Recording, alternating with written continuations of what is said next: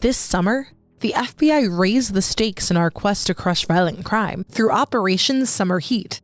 This nationwide initiative aimed to get the worst of the worst violent offenders off American streets and to seize illegal weapons and drugs flowing through our communities, with the ultimate goal of restoring safety to neighborhoods across the United States. On this episode of our podcast, Darren Cox, a former Deputy Assistant Director of the Bureau's Criminal Investigative Division, who now leads the Bureau's Washington field office, will share the story behind Summer Heat, which stretched across 55 field offices and enlisted assistance from countless federal, state, local, tribal, and community partners. Last but not least, FBI Director Kash Patel will speak to the significance of this landmark operation. This episode of our show is part of Your FBI, Crushing Violent Crime, a campaign highlighting the people, partners, and mission of Your FBI and our ongoing work to dismantle violent crime and keep our communities safe. This is Inside the FBI.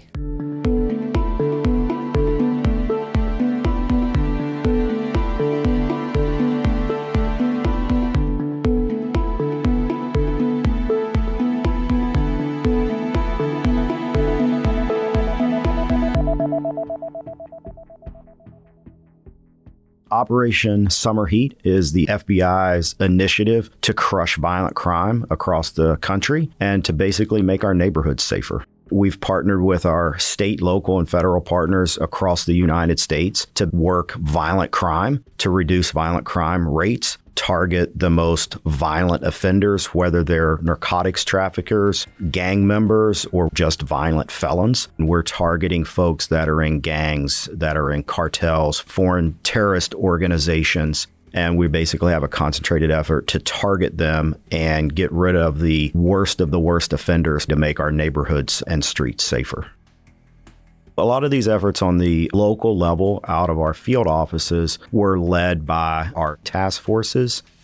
Working through those task forces, again, working with the state and locals, we develop an intelligence plan, a strategy, and we would utilize their experience with ours to identify the most violent gangs, the most violent gang members, the individuals that are causing the highest amount of violent crime. And we will specifically, one, either work cases to target them and proactively develop a strategy to arrest them and take them off the streets. Or two, if they've been arrested on charges and there's charges that could be adopted from the state level and moved on to the federal level, then we would work with them to get those cases federally prosecuted, which again takes people off the street. So in a lot of situations, we see repeat offenders that are out on the street committing multiple crimes, whether it's armed robberies, whether it's shootings, in some cases, even auto theft, but they are repeat offenders. And so if we can put a federal investigation on them and charge them federally, especially in states that have laws that may allow them back out, then we're able to take them off the street, and that quickly reduces the repetitive nature of that violent crime.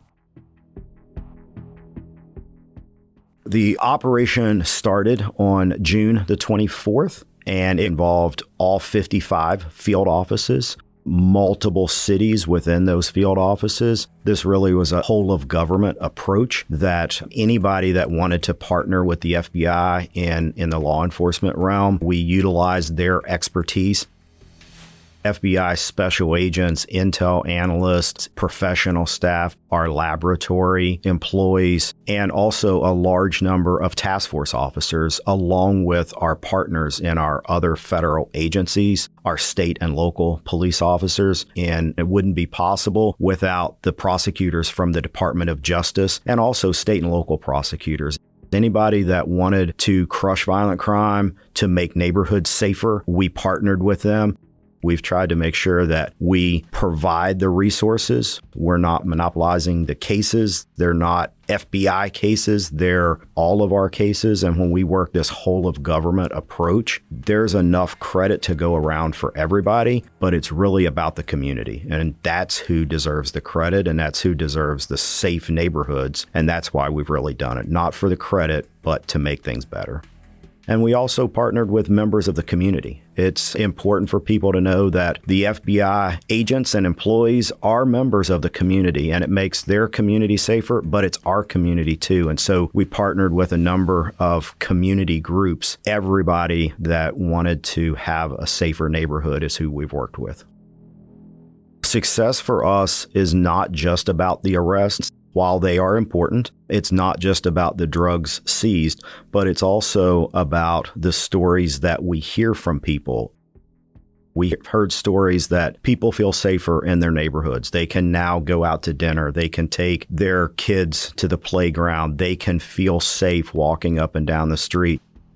We also look at statistical accomplishments as far as the crime statistics, and they show positive results. Obviously, the large number of arrests that we've made, but we really do look at it from an understanding of what the community feels. Do they feel safer? And another way that we know that it's safer is because we've had more communities come and ask us, can you do this in our state? Can you do this in our city? And we've expended those resources. We've went there. And again, we see the success and we hear it from talking to people on the streets. Now, a word from Director Patel. Operation Summer Heat wasn't just a seasonal sprint. Its results stand as concrete proof of what happens when you let good cops be cops and when we dedicate the full force of our expertise, capabilities, authorities, and strategic partnerships to crushing violent crime in our communities. And it's only the beginning. Your FBI won't let up in this fight. Protecting American communities is also personally significant for FBI personnel. Let's listen to Darren Cox again as he discusses that meaning in his own words. I'm Darren Cox. I'm a Deputy Assistant Director of the FBI's Criminal Investigative Division. I oversee the criminal investigative programs for the entire FBI, and those are investigations that span across the world. They concentrate on transnational organized crime, which is narcotics trafficking, cartels, which deal in human trafficking, gun smuggling. During the early part of my career, I had the opportunity to be on a Safe Streets Task Force in Phoenix. We had amazing partnerships with so many agencies out there. There were so many large-scale investigations that we all collectively worked together. And some of those investigations have had impact 10 or 15 years later because they really just demolished the leadership of those criminal organizations. It was rewarding to even see some of the criminals that we arrested to then come back out of the prison system and change their lifestyle. It's a calling to go in law enforcement. That's one of the things for me and the FBI. We really do see our self-reflection in the community. And I really do want to keep the streets safer for people like my family and your family. I'm Darren Cox, and I'm part of your FBI. You can visit fbi.gov/news to discover additional stories, podcasts, videos, and blog posts about the Bureau's efforts to combat violent crime and protect the American people. This has been another production of Inside the FBI. You can follow us on your favorite podcast player, including Spotify, Apple Podcasts, and YouTube. You can also listen to our show via the My FBI Dashboard app. Learn more at fbi.gov/dashboard app. To subscribe to email alerts to learn more about new episodes, visit fbi.gov/podcasts. On behalf of the FBI's Office of Public Affairs, thanks for tuning in.